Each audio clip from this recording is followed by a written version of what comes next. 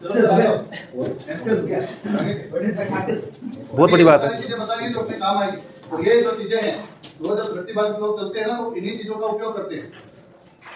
उन्हें दो मेन चीजें, एक तो लैंडमार्क है और एक क्लियो है। नाम तो सुन रखे हैं सबने। लैंडमार्क जो एकदम ठोस चीजें हैं, कहीं पे कोई पेड़ है, मंदिर है, ऐसी चीजें। और कुछ क्लियो भी मिलते हैं, अपन चलते हैं तो रास्ते में संकेत मिलते हैं। उन संकेतों को पहचान करके भी मोबिलिटी करते हैं दृष्टिबाधित लोग, तो करते हैं। अभी ये गए थे सर, टॉयलेट की पहचान कैसे करी आपने? स्मेल से करी है ना। बीच में रास्ता कैसे पहचान लेते हैं? बीच में जैसे यहाँ से बाहर निकला, दीवार थी, जैसे थोड़ा सा दीवार खत्म हो जाती है तो स्पेस नजर आता है। फिर उसके बाद जब आगे बढ़े उधर साइड, तो जो पानी के डिब्बे रखे हैं तो उनसे जब टच हुई लकड़ी तो वो डिब्बे की आवाज़ लगाते हैं। और उसके बाद एक साइड में वो टेबल लगा था जो पहले से देख रखा था, तो टेबल में भी टकराया था लकड़ी।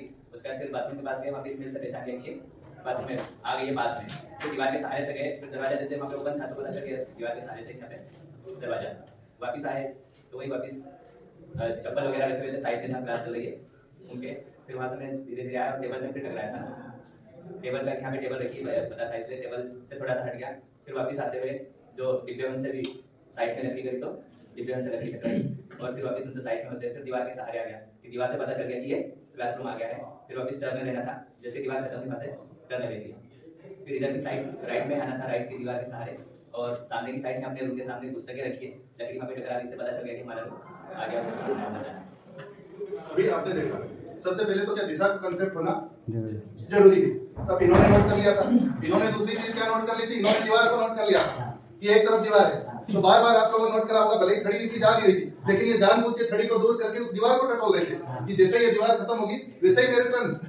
तो दृष्टिबाधित के सारे जो इमेज है ना, मेंटल इमेज, वो ऐसी ही बनाते हैं। जैसे हम कुमार जी को मान लो, सर को विजन है, जैसे सर को हमने कोई पता बताया कि सर आपको वहां जाना है, सर सारी चीजें डिटेल से पहले पूछ लेंगे कि सर क्या क्या है वहां, कैसे जाना है, कहां से बस बदलनी है, बस स्टैंड पे क्या मिलेगा, जहां उतरना है वहां क्या है। और ये बिना किसी से पूछे जो हमने बताया ना उसी का अनुसरण करते हैं। बिल्कुल जब वो जगह आएगी ना तो बिल्कुल अलर्ट हो जाएंगे। इनको कोई लैंडमार्क बताया है, जैसे मंदिर के पास में है तो मंदिर में क्या होता रहता है, दिन भर घंटी बजती रहती है, चाय की दुकान होती है तो चाय की खुशबू आती है, होटल हो उसमें खाने की खुशबू आती है। तो इन सारी चीजों को बहुत गहराई से पकड़ लेते हैं और फिर ये अपना मोबिलिटी करते रहते हैं।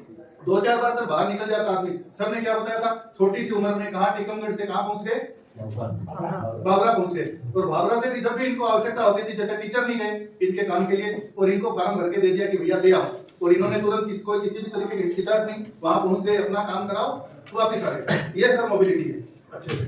और इसका ध्यान बच्चों को देना जरूरी है। जैसे हमारे स्कूल में आता है, हमारा पहला काम यही है